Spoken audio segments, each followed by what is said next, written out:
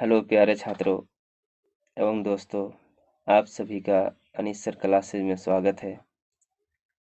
आज से हम लोग कक्षा 8 के सामाजिक विज्ञान के तीनों विषयों का क्रमबद्ध तरीके से अध्ययन करेंगे।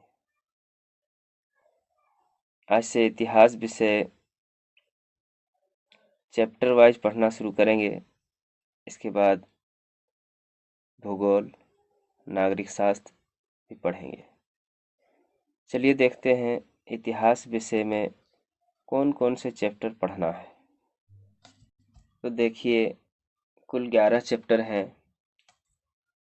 आधुनिक काल में भारत का इतिहास, दूसरा है व्यापार से साम्राज्य तक, तीसरा है ग्रामीण जीवन का समाज, चौथा है उपनिवेशवाद और आदिवासी समाज, पांचवा है शिल्प और उद्योग, छठा है 1857 की क्रांति, सातवां है ब्रिटिश काल में शिक्षा, आठवां चैप्टर है महिलाओं की स्थिति में सुधार, नौवां चैप्टर है जाति व्यवस्था की चुनौतियां, 10वां चैप्टर है राष्ट्रीय आंदोलन और आखिरी 11वां चैप्टर है झारखंड में हॉकी।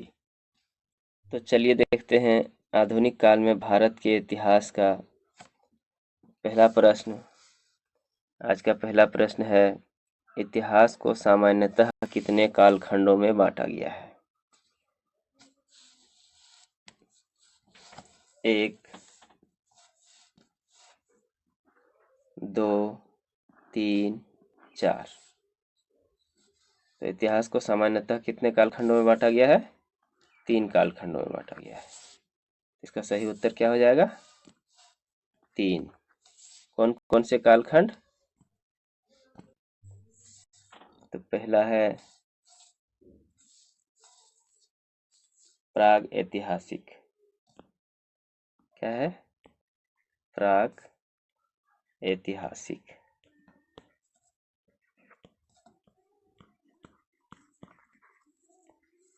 दूसरा है आध ऐतिहासिक। आध ऐतिहासिक। और तीसरा है ऐतिहासिक।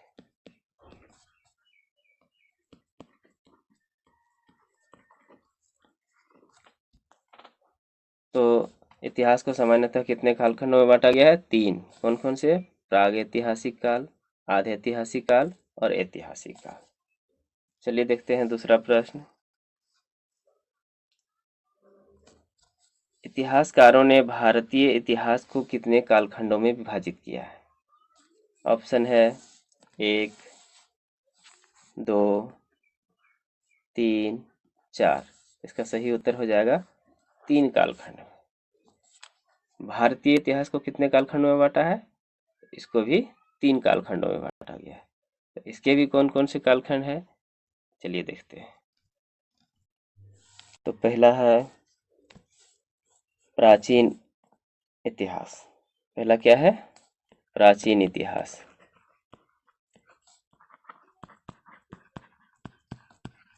दूसरा है मध्यकालीन।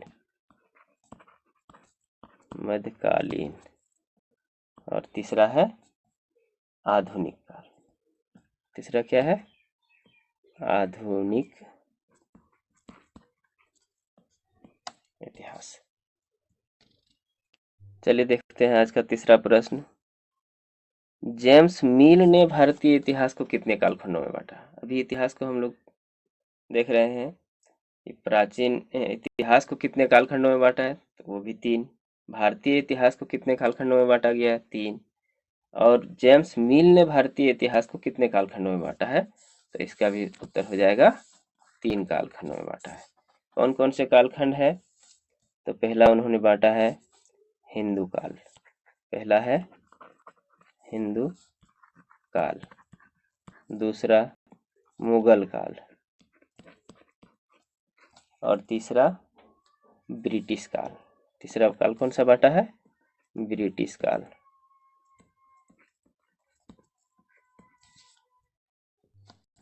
आज का चौथा प्रश्न है, जेम्स मिल कहाँ का निवासी था? जेम्स मिल ने भारतीय इतिहास को 3 कालखंडों में बांटा था, हिंदू काल, मुगल काल, ब्रिटिश काल। पूछता है ये कहाँ का निवासी था? इंग्लैंड का, आयरलैंड का, स्कॉटलैंड का, पुर्तगाल का। इसका सही उत्तर हो जाएगा स्कॉटलैंड। कहाँ का निवासी था? स्कॉटलैंड। चलिए अगला प्रश्न है, भारत का पहला गवर्नर जनरल कौन था? ऑप्शन है Lord Mountbatten, Warren Hastings, Lord William Bentinck, Robert Clive. इसका सही उत्तर क्या हो जाएगा? Warren Hastings. पहला गवर्नर जनरल कौन था? Warren Hastings, option number 2। चलिए अगला प्रश्न देखते हैं आज का, भारत के अंतिम वायसराय कौन थे? तो अंतिम वायसराय कौन थे? देखिए ऑप्शन है Lord William Bentinck, Cornwallis, Lord Mountbatten, Lord Wellesley. इसका सही उत्तर क्या हो जाएगा? अंतिम वायसराय कौन थे? Lord Mountbatten. प्रश्न ऑप्शन नंबर 3 सही हो जाएगा। चलिए प्रश्न नंबर 6 की ओर चलते हैं, स्वतंत्र भारत के पहले गवर्नर जनरल कौन थे? जब हमारे देश आज़ाद हुआ तो उसके बाद जो गवर्नर जनरल बनाए गए वो कौन थे? ऑप्शन है C Rajagopalachari, Lord Mountbatten, Lord William Bentinck, Lord Cornwallis. तो इसका सही उत्तर हो जाएगा ए, सी राजगोपालाचारी। चलिए देखते हैं प्रश्न नंबर 8, लॉर्ड क्लाइव ने भारत का नक्शा तैयार करने की जिम्मेदारी किसे सौंपी? ऑप्शन है जेम्स रेनेल, जेम्स मील, सीरियल क्लीफ, इनमें से सभी। तो इसका सही उत्तर क्या हो जाएगा? James रेनेल, option number A. इसी से एक और सवाल बन सकता है कि जेम्स रेनेल ने भारत का नक्शा कब तैयार किया? तो इसका उत्तर हो जाएगा कब तैयार किया? 1782 में। कब तैयार किया? 1782। दूसरा तरीके से इसका प्रश्न पूछा जा सकता है कि भारत का पहला नक्शा तैयार करने का काम जेम्स रेनेल को किसने दिया? तो इसका सही उत्तर क्या हो जाएगा? लॉर्ड क्लाइव ने दिया। नक्शा तैयार करने की जिम्मेवारी लॉर्ड क्लाइव ने। तो 2-3 प्रश्न इस तरह से बन सकता है, जिसका तीनों का मैंने डिस्क्राइब किया।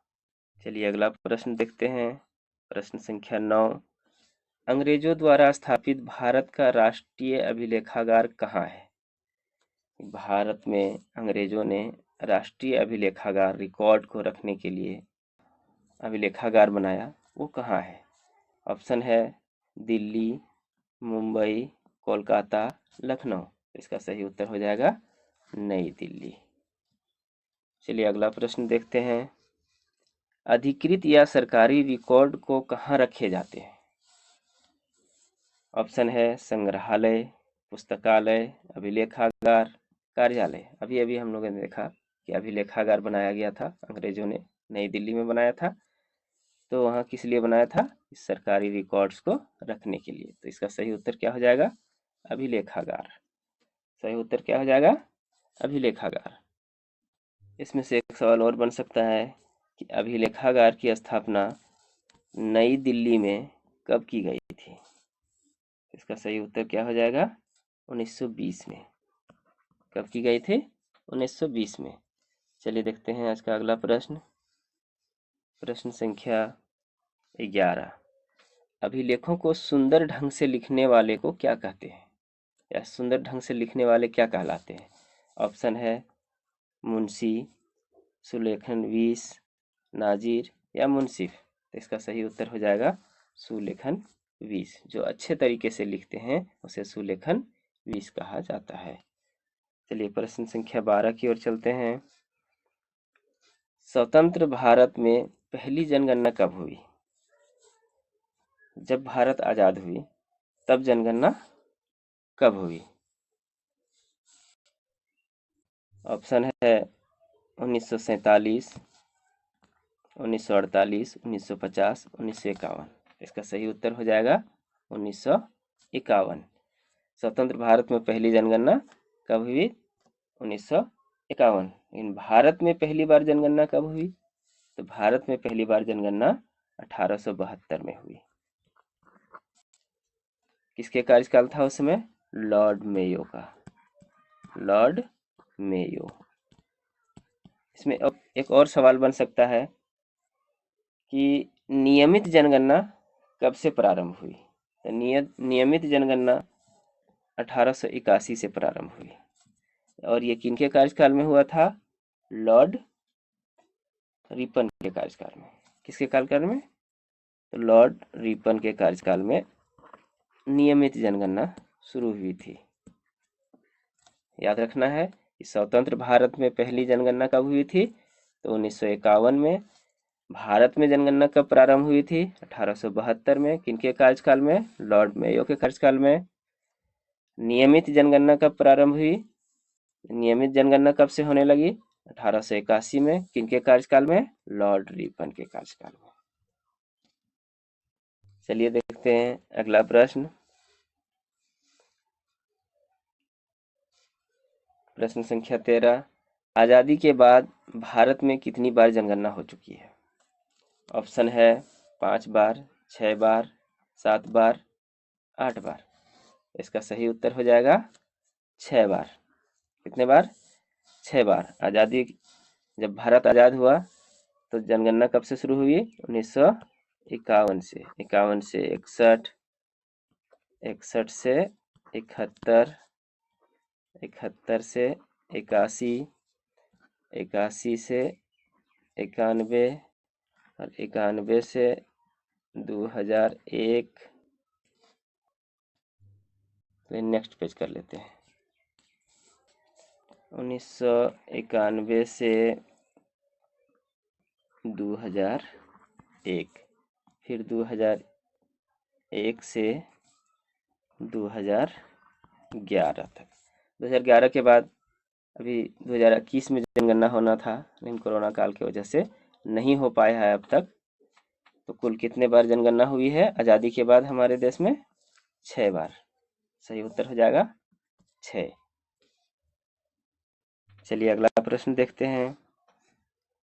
प्रश्न संख्या 14। जेम्स मिल ने ए हिस्ट्री ऑफ इंडिया नामक पुस्तक कब लिखी?